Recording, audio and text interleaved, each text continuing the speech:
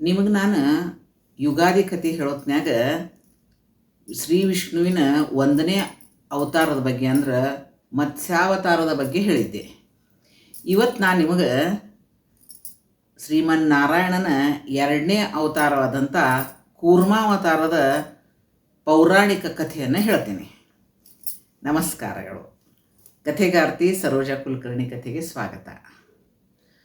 ಕೂರ್ಮಾವತಾರದ ದೇವಸ್ಥಾನಗಳು ನಮ್ಮ ದೇಶದೊಳಗೆ ಆಂಧ್ರ ಪ್ರದೇಶದ ಚಿತ್ತೂರು ಜಿಲ್ಲೆಯ ಕೂರ್ಮಾಯಿ ಮತ್ತು ಕೂರ್ಮಂ ಶ್ರೀ ಕೂರ್ಮಂ ಅಂತದ ಅಲ್ಲೆವ. ಕರ್ನಾಟಕದಾಗ ಚಿತ್ರದುರ್ಗ ಜಿಲ್ಲೆಯೊಳಗೆ ಗವಿರಾಂಗಪುರ ಅಂಥೇಳಿ ಅಲ್ಲಿ ಗುಡಿ ಅದ. ಇನ್ನು ಈ ಕಥೆ ಏನದ ಇದು ಭಾಗವತ್ ಪುರಾಣದಾಗ ಬರ್ತದೆ. ಕೂರ್ಮ ಜಯಂತಿಯನ್ನು ನಾವು ವೈಶಾಖ ಮಾಸದ ಶುಕ್ಲ ಪಕ್ಷದ ಹುಣ್ಣಿಮೆಯಿಂದ ಕೂರ್ಮ ಜಯಂತಿಯನ್ನು ಆಚರಣೆ ಮಾಡ್ತೀವಿ. ಮೊದಲು ವಿದ್ಯಾಧರೆ ಅಂತ ಒಬ್ಬಾಕಿದ್ಲು. ಆಕಿ ಪಾರ್ವತಿನ ಸಾವಿರಾರು ವರ್ಷಗಳವರೆಗೆ ತಪಸ್ಸು ಮಾಡಿ ಆಕಿನ ಆರಾಧನೆ ಮಾಡಿ ಆಕಿನ ಒಲಿಸಿಕೊಂಡ್ಳು. ಪಾರ್ವತಿ ಇದ್ದಾಕಿ ಪ್ರತ್ಯಕ್ಷ ಆಗಿ ಆಕಿಗೆ ಬೇಕಾದಂಥ ವರಗಳನ್ನೆಲ್ಲ ಕೊಟ್ಟಳು. ಅದಲ್ದನ ಏನು ಮಾಡಿದ್ಲಂದ್ರೆ ಆಕಿ ಜಗನ್ಮಾತೆ ಇರಾಕಿ ಆ ವಿದ್ಯಾಧರೆಗೆ ಅಮೂಲ್ಯವಾದಂಥ ಒಂದು ಹಾರ ಕೊಟ್ಟಳು. ಆ ಹಾರದ ಪರಿಮಳ 14 ಲೋಕದಾಗ ಪಸರಿಸಿತ್ತು. ಅಷ್ಟು ಸುವಾಸನೆ ಇರುವಂಥ ಹಾರ ಇತ್ತು ಅದು. ಒಂದು ಸಲ ಏನಾತಂತಂದ್ರೆ ದುರ್ವಾಸ ಮುನಿಗಳು ಆ ವಿದ್ಯಾಧರೆ ಎದುರಿಗೆ ಬಂದರು. ಆಕೆಗೆ ಆ ಹಾರ ಕೇಳಿದರು, ನನಗೆ ಕೊಡು ಅಂತ.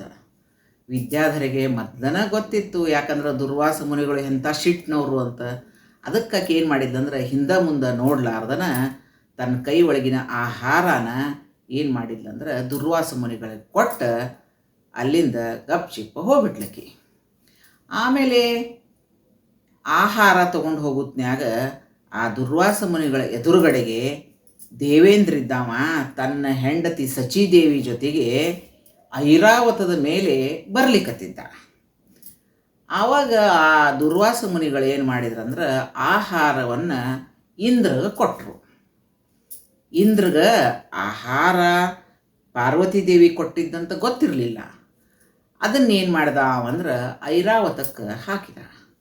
ಆ ಐರಾವತಿದ್ದದ್ದು ಸೊಂಡಿಲೆ ಅದನ್ನು ಎಳೆದು ತೆಗೆದು ಕಾಲ್ಯಾಗ ಹಾಕಿ ತುಳಿದು ಬಿಡ್ತೀವಿ. ಅದನ್ನು ದುರ್ವಾಸ ಮುನಿಗಳು ನೋಡಿದರು. ಅವರು ಸಿಟ್ಟಿಗೆದ್ದ ಆ ದೇವೇಂದ್ರಗಂದ್ರು, ನೀನು ದೇವತೆಗಳ ರಾಜ ಆಗಿ ಅಂತ ನಿನಗೆ ಭಯಂಕರ ಮದ ಬಂದದ. ನೀನು 1000 ವರ್ಷವರೆಗೂ ನಿನ್ನ ಅಧಿಕಾರನ ಕಳ್ಕೊತಿದ್ದಿ, ನಿನ್ನ ರಾಜ್ಯ ನೀ ಕಳ್ಕೊತಿದ್ದಿ ಅಂಥೇಳಿ ಅವಾಗ ಶಾಪ ಕೊಟ್ಟರು. ಅದು ಪಾರ್ವತಿ ದೇವಿದಂಥೇಳಿ ಮೊದ್ಲನ ಇಂದ್ರಗೆ ಗೊತ್ತಿರಲಿಲ್ಲ. ಆಮೇಲೆ ಗೊತ್ತಾತ ಅವಾಗ. ಅದಕ್ಕೆ ಅವೇನು ಮಾಡ್ದ ಅಂದ್ರೆ ಆ ದುರ್ವಾಸ ಮುನಿಗಳ ಪಾದದ ಮೇಲೆ ಬಿದ್ದ ಕ್ಷಮಾ ಕೇಳ್ದ. ನಂದು ದೊಡ್ಡ ತಪ್ಪಾಗಿದೆ, ನನಗೆ ಗೊತ್ತಿರಲಿಲ್ಲ, ನಾ ಹಿಂಗೆ ಮಾಡಬಾರ್ದಾಗಿತ್ತು, ನಾನು ದಯವಿಟ್ಟು ಕ್ಷಮಿಸ್ರಿ ಅಂತ ಹೇಳ್ದ. ಆದ್ರೆ ದುರ್ವಾಸ ಮುನಿಗಳಂದ್ರು, ಒಮ್ಮೆ ಶಾಪ ಕೊಟ್ಟು ನನ್ನ ಮೇಲೆ ಬಗೆಹರಿತು, ಆದ್ರೆ ಮತ್ತೆ ಮುಂದೆ ನೀ ರಾಜ ಆಗ್ತಿತ್ತೋ ಅಂಥೇಳಿ ಅವ್ನು ಹೇಳಿ ಅವರಲ್ಲಿಂದ ಹೊರಟು ಹೋದರು. ಮುಂದೆ ಈ ದುರ್ವಾಸ ಮುನಿಗಳು ಆ ಇಂದ್ರಗೆ ಶಾಪ ಕೊಟ್ಟಿದ್ದು ರಾಕ್ಷಸರಿಗೆ ಗೊತ್ತಾಯ್ತು. ಆ ರಾಕ್ಷಸರು ಏನು ಮಾಡಿದ್ರಂದ್ರೆ ಹೋಗಿ ತಮ್ಮದೇನ ಚಕ್ರವರ್ತಿ ಇದ್ದಲ್ಲ, ಬಲಿ ಚಕ್ರವರ್ತಿ, ಅವ್ಗೆ ಹೇಳಿದರು. ಅವ್ಗೆ ಹೇಳಿದ ಮ್ಯಾಲೆ ಇದ್ದವ ಏನು ಮಾಡ್ದ ಅಂತಂದ್ರೆ ಆ ಇಂದ್ರನ ಅಮರಾವತಿ ಮ್ಯಾಲೆ ಆಕ್ರಮಣ ಮಾಡಿದ. ದೇವತೆಗಳ ಹೆದರಿ ಹಿಮಾಲಯ ಪರ್ವತ ಸೇರಿದರು. ಮತ್ತು ಬಲಿ ಚಕ್ರವರ್ತಿ ಇದ್ದವ ಅಲ್ಲಿ ಅಧಿಕಾರ ತಗೊಂಡ. ಆಮೇಲೆ ಏನು ಮಾಡ್ದ ಅಂದ್ರೆ ವೇದೋಕ್ತ ಕರ್ಮಗಳನ್ನು ಬಹಿಷ್ಕಾರ ಹಾಕಿದ. ಅದರಿಂದ ದೇವತೆಗಳಿಗೆ ದಿಕ್ಕಿಲ್ದಂಗಾತು. ಹಾಗಾಗಿ ಅಲ್ದಾಡ್ಲಿಕ್ಕತ್ರು ಅವರು. ಹೀಗೆಲ್ಲ ಆದಮೇಲೆ ಕೆಲವು ದೇವತೆಗಳು ಮತ್ತು ಆ ದೇವತೆಗಳ ಗುರು ಇದ್ರಲ್ಲ ಬೃಹಸ್ಪತಿ ಅಂತ, ಅವರು ಏನು ಮಾಡಿದ್ರಂದ್ರೆ ಬ್ರಹ್ಮನ ಹತ್ರ ಹೋದರು. ಬ್ರಹ್ಮಗೆ ಹೇಳಿದರು, ಮತ್ತು ಹೀಗೆಲ್ಲ ಅನಾಹುತ ಆಗಿದೆ, ಇದರಿಂದ ಏನಾದರೂ ಉಪಾಯದಿಂದ ಇದನ್ನು ಬಗೆಹರಿಸ್ಬೇಕಲ್ಲ ಅಂತ. ಬ್ರಹ್ಮಂದ, ನಾ ಏನು ಸಾಧ್ಯ ಇಲ್ಲ, ವಿಷ್ಣುನ ಹತ್ರ ಹೋಗಿ ಬರ್ರಿ ಕ್ಷೀರಸಾಗರಕ್ಕೆ ಅಂಥೇಳಿ ಎಲ್ಲ ದೇವತೆಗಳು, ಬ್ರಹ್ಮ ಮತ್ತು ಆ ಗುರುಗಳಾದಂಥ ಬೃಹಸ್ಪತಿಗಳು ಎಲ್ಲರೂ ಸೇರಿಸಿ ಏನು ಮಾಡಿದಾರಂದ್ರೆ ಕ್ಷೀರಸಾಗರಕ್ಕೆ ವಿಷ್ಣು ಕಡೆ ಹೋದರು. ವಿಷ್ಣು ಇದ್ದವ ಕ್ಷೀರಸಾಗರದ ಮೇಲೆ ಓಡಿಸಿದ್ದ, ಮಲ್ಕೊಂಡಿದ್ದ. ಅವನಿಗೆ ಹೇಳಿ ನಮಸ್ಕಾರ ಮಾಡಿದರು, ಹೇಳಿದರು ಹಿಂಗೆ ಆಗಿದೆ ಎಲ್ಲನೂ, ಮತ್ತು ಇದರಿಂದ ನೀನು ಈ ಸಂಕಟದಿಂದ ನೀ ದೂರ ಮಾಡಬೇಕು ನಮ್ಮನ್ನ. ಎಲ್ಲ ದೇವತೆಗಳಿಗೆ ಎಲ್ಲ ಅಧಿಕಾರ ಅಂತೂ ವಂಚನೆ ಆಗ್ಯದ. ಮತ್ತು ಜೊತೆಗೆ ಏನಾಗ್ಯದ ಅಂತಂದ್ರೆ ವೇದೋಕ್ತ ಇಲ್ಲಾರ್ದಕ್ಕೆ ದಿಕ್ಕಿಲ್ದ ಅಲ್ದಾಡೋ ಹಂಗಾಗ್ಯದ ಅಂತ ಹೇಳ್ತಾರೆ. ಆಗ ವಿಷ್ಣು ಅಂತಾನ, ನೀವು ಹೆದರಬೇಡ್ರಿ, ನೀವು ರಾಕ್ಷಸರ ಕಡೆ ಹೋಗ್ರಿ ಮತ್ತು ಅವ್ರ ಜೋಡಿ ಸಂಧಿ ಮಾಡ್ಕೋರಿ ಅಂಥೇಳಿ ವಿಷ್ಣು ಹೇಳ್ದ. ಎದಕ್ಕಂದ್ರೆ ಕ್ಷೀರಸಾಗರವನ್ನು ಕಡೆಯೋಣು, ಅಮೃತವನ್ನು ತೆಗೆಯೋಣು ಆಮೇಲೆ ಅದನ್ನು ಕುಡಿದ್ರೆ ಅಮರತ್ವ ಬರ್ತದ ಅಂಥೇಳಿ ಅವ್ರನ್ನ ಒಪ್ಪಿಸ್ರಿ ಅಂತ ಹೇಳ್ದ. ಆಮೇಲೆ ನೀವೇನು ಮಾಡಿರಿ ಅಂದ್ರೆ ಮಂದಾರ ಪರ್ವತವನ್ನು ತೊಗೊಂಡು ಬರ್ರಿ, ಅದನ್ನು ಕಡಗೋಲ್ ಮಾಡಿರಿ, ಮತ್ತು ನಾಗರಾಜ ವಾಸುಕಿ ಇದ್ದಾನಲ್ಲ ಅವನು ತೊಗೊಂಡು ಬಂದ ಹಗ್ಗ ಮಾಡಿರಿ, ಮತ್ತು ನೀವಿದ್ದವರು ಸಮುದ್ರ ಮಂಥನ ಮಾಡಿ ಅಮೃತ ತೆಗಿರಿ, ಅದರಿಂದ ಅದರದ ಪ್ರತಿಫಲ ಏನದ ನಿಮಗೆ ಸಿಗೋ ಹಂಗೆ ನಾ ಮಾಡ್ತೀನಿ, ಮತ್ತು ನಿಮ್ಮ ಸಂಕಟನೂ ದೂರ ಆಗ್ತದೆ, ಮತ್ತು ರಾಕ್ಷಸರನ್ನು ಸಾಯ್ತಾರ ಅಂಥೇಳಿ ವಿಷ್ಣು ಹೇಳ್ದ. ಆಗೇನು ಮಾಡಿದ್ರಂದ್ರೆ ಈ ದೇವತೆಗಳು ಬ್ರಹ್ಮ ಮತ್ತು ದೇವತೆಗಳ ಗುರು ಏನು ಮಾಡಿದ್ರಂದ್ರೆ ಶಿವಂದನು ಅಪ್ಪಣೆ ತೊಗೊಂಡು ಶುಕ್ರಾಚಾರ್ಯರ ಹತ್ರ ಹೋಗಿ ಹೇಳಿದರು, ಹಿಂಗೆ ನಾವು ಸಮುದ್ರ ಮಂಥನ ಮಾಡೋದನ್ನು ವಿಚಾರ ಮಾಡೇವಿ, ಮತ್ತು ರಾಕ್ಷಸರನ್ನ ನೀವು ಒಪ್ಪಿಸ್ಬೇಕು, ಮತ್ತು ಅಮೃತ ಬಂತಂದ್ರೆ ಎಲ್ಲರೂ ಕುಡಿದ್ವಿ ಅಂದ್ರೆ ನಮ್ಗೆ ಅಮರತ್ವ ಬರ್ತದೆ ಎಲ್ಲರಿಗೂ. ಆಮೇಲೆ ಶುಕ್ರಾಚಾರ್ಯ ವಿಚಾರ ಮಾಡಿದರು, ಅಮೃತ ಬಂದು ಮತ್ತು ಅಮೃತ ಕುಡಿದ್ರಂದ್ರೆ ಸಾವು ಅನ್ನೋದು ಇರಂಗಿಲ್ಲ, ಚಲೋ ಆಗ್ತದೆ ಅಂಥೇಳಿ ಅವ್ರು ಏನು ಮಾಡಿದ್ರು ಅಂದ್ರೆ ಎಲ್ಲ ರಾಕ್ಷಸರನ್ನು ಅದಕ್ಕೆ ಒಪ್ಪಿಸಿದ್ರು. ಆಮೇಲೆ ಏನಾತಂತಂದ್ರೆ ಈ ಸಮುದ್ರ ಮಂಥನದ ಕಾರ್ಯ ಶುರು ಆಯಿತು. ಯಾರು 33 ಕೋಟಿ ದೇವತೆಗಳು ಮತ್ತು 63 ಕೋಟಿ ರಾಕ್ಷಸರು. ಮೊದಲೇನಾತಂದ್ರೆ ಅತೀ ಭಾರವಾದಂಥ ಮಂದಾರ ಪರ್ವತನ ತರಬೇಕಿತ್ತಲ್ಲ, ಎಲ್ಲರೂ ಹೋಗಿ ತರ್ಲಿಕ್ಕೆ ಹೋದರು. ಆ ಮಂದಾರ ಪರ್ವತವನ್ನು ಹೊತ್ಕೊಂಡು ಮಾಡಿ ಬರೋ ತನಕ ಅಂದ್ರೆ ಅದ್ರಾಗಿನ ಅನೇಕ ರಾಕ್ಷಸರು ಸತ್ತು ಬಿಟ್ಟರು. ಮುಂದೆ ವಾಸುಕಿನೂ ಭಯಂಕರ ದೊಡ್ಡವಲ್ಲ, ಅವು ಭಯಂಕರ ಭಾರ. ಆ ವಾಸುಕಿನ ತರಬೇಕಾದ್ರೆ ಇನ್ನೂ ಒಂದಿಷ್ಟು ಜನ ರಾಕ್ಷಸರು ಸತ್ತರು. ಆಮೇಲೆ ಇಲ್ಲಿ ತಂದ ಮೇಲೆ ಮಂದಾರ ಪರ್ವತವನ್ನು ಕ್ಷೀರಸಾಗರದಾಗಿಟ್ಟರು, ಅದು ಮುಣಿಗೆ ಹೋಗ್ಬಿಡ್ತು. ಮುಣಿಗೆ ಹೋದ್ಮ್ಯಾಗ ಏನು ಮಾಡೋದು ಅಂಥೇಳಿ ಮತ್ತು ವಿಷ್ಣುವನ್ನು ಕೇಳಿದರು.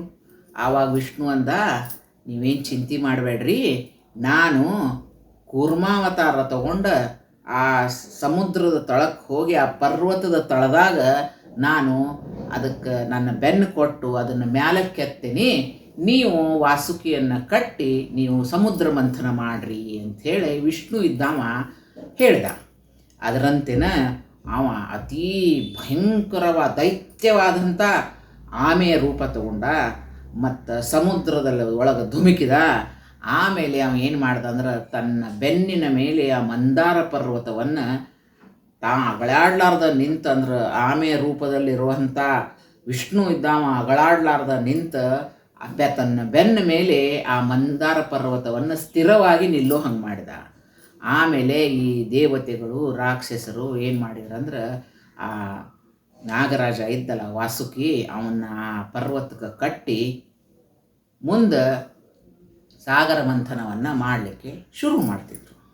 ಗಟ್ಟಿಯಾಗಿ ನಾರಾಯಣ ನಿಂತ. ಆಮೇಲೆ ಏನು ಮಾಡಿದ್ರಂದ್ರೆ ದೇವತೆಗಳು ಮತ್ತು ರಾಕ್ಷಸರು ಬಂದರು. ಖರೇನ ಅಂದ್ರೆ ಆ ರಾಕ್ಷಸರ ಗುರು ಏನಿದ್ರಲ್ಲ ಶುಕ್ರಾಚಾರ್ಯರು, ಅವರು ಏನಂದ್ರಂದ್ರೆ ನೀವು ಬಾಲದ ಭಾಗಕ್ಕೆ ಹೋಗ್ರಿ ಅಂತ ರಾಕ್ಷಸರು ಹೇಳಿದರು. ಆದರೆ ರಾಕ್ಷಸರು ಅವ್ರ ಮಾತು ಕೇಳಲಿಲ್ಲ. ಅದು ಹೆಂಗಾಗ್ತದೆ, ನಾವು ಶ್ರೇಷ್ಠವಾದದ ಕಡೆನ ಹೋಗ್ತೀವಿ, ನಾವು ಮುಖದ ಕಡೆ ನಿಂದಿರ್ತೀವಿ ಅಂತ ಎಲ್ಲರೂ ವಾಸುಕಿಯ ತಲೆ ಕಡೆ ಎಲ್ಲ ರಾಕ್ಷಸರು ಬಂದರು, ಬಾಲದ ಕಡೆ ಎಲ್ಲ ದೇವತೆಗಳು ಬಂದರು. ಮತ್ತು ಸಮುದ್ರ ಮಂಥನ ಶುರು ಆಯಿತು. ಶುರು ಆದಮೇಲೆ ಸಮುದ್ರ ಮಂಥನ ವಾಸುಕಿಗೆ ತ್ರಾಸಾಗಲಿಕ್ಕತ್ತು. ಏನಾತಂದ್ರೆ ವಾಸುಕಿನ ಮುಖದಿಂದ ವಿಷ ಕಕ್ಕಲಿಕ್ಕೆ ಶುರು ಮಾಡ್ದ. ಆ ವಿಷದ ಹೊಗೆಗೆ ಎಷ್ಟೋ ರಾಕ್ಷಸರು ಸತ್ತರು. ಮುಂದೆ ಏನಾಯ್ತು ಅಂತಂದ್ರೆ ಸಮುದ್ರ ಮಂಥನ ಶುರು ಆಯಿತು.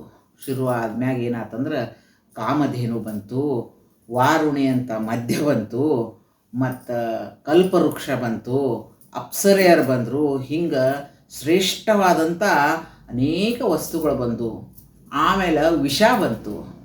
ವಿಷ ಬಂದಮೇಲೆ ಜಗತ್ತೆಲ್ಲ ನಾಶ ಆಗಬಾರ್ದು ಅಂಥೇಳಿ ನಮ್ಮ ಶಿವಪ್ಪ ಇದ್ದವ ಏನು ಮಾಡ್ದ ಅಂದ್ರೆ ವಿಷ ಕುಡ್ದ.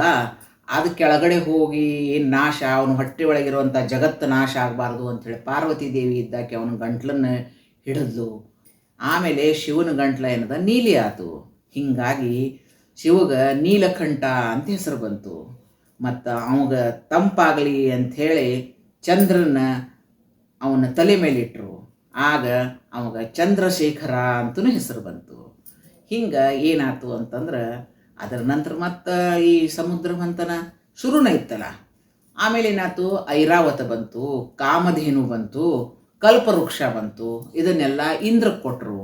ಮತ್ತು ಕೌಸ್ತುಭಮಣಿ ಬಂತು, ಅದನ್ನು ಶ್ರೀಹರಿಗೆ ಕೊಟ್ಟರು. ಮತ್ತು ಆಮೇಲೆ ಲಕ್ಷ್ಮಿ ಬಂದ್ಲು, ಲಕ್ಷ್ಮೀನ ನಾರಾಯಣಕ್ಕೆ ಕೊಟ್ಟರು. ಅವನ್ನ ಮದುವಾದ್ಲಕ್ಕಿ. ಮುಂದೆ ಇದೆಲ್ಲ ಆದಮೇಲೆ ಇವರು ರಾಕ್ಷಸರಿದ್ದವರು ಜಗಳ ತೆಗೆದ್ರು. ನಮಗೇನು ಕೊಡವಲ್ರಿ ನೀವು ಅಂತ. ಇಲ್ಲ ಇಲ್ಲ, ಅಮೃತ ಬಂತಂದ್ರೆ ಫಸ್ಟ್ ನಿಮ್ಗೆ ಕೊಡ್ತೀವಿ ಅಂತ ಅಂದಮೇಲೆ ಹಂಗಾರೆ ನಮ್ಗೆ ಅಮೃತ ಸಿಗ್ತದ ಅನ್ನೋ ಆಶೆಗೆ ಮತ್ತೆ ಸಮುದ್ರ ಮಂಥನ ಶುರು ಮಾಡಿದರು. ಆವಾಗ ಏನಾಯ್ತು ಅಂತಂದ್ರೆ ಧನ್ವಂತರಿ ಇದ್ದಾವ ತನ್ನ ಕೈ ಒಳಗೆ ಅಮೃತ ಕಲಶವನ್ನು ತಗೊಂಡ ಪ್ರತ್ಯಕ್ಷ ಆದ. ಪ್ರತ್ಯಕ್ಷ ಆದ್ಮ್ಯಾಗ ಅದನ್ನು ಧನ್ವಂತರಿ ಇದ್ದಾವ ಶ್ರೀಹರಿ ಕೈ ಒಳಗೆ ಕೊಟ್ಟ ಏನು ಮಾಡ್ದ ಅಂದ್ರೆ ತನ್ನ ಶ್ವೇತ ದ್ವೀಪಕ್ಕೆ ಹೋಗ್ಬಿಟ್ಟ.